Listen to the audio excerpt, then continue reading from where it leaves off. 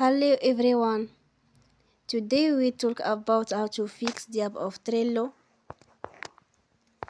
We will go to settings, then we click on apps.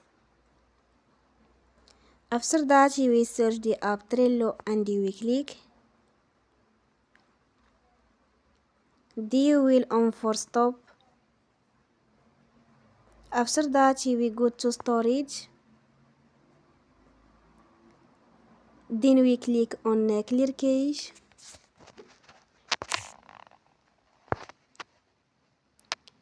In the end, you will turn off your Wi-Fi and you will turn again. Don't forget to support us by like and subscribe. See you next time and thank you for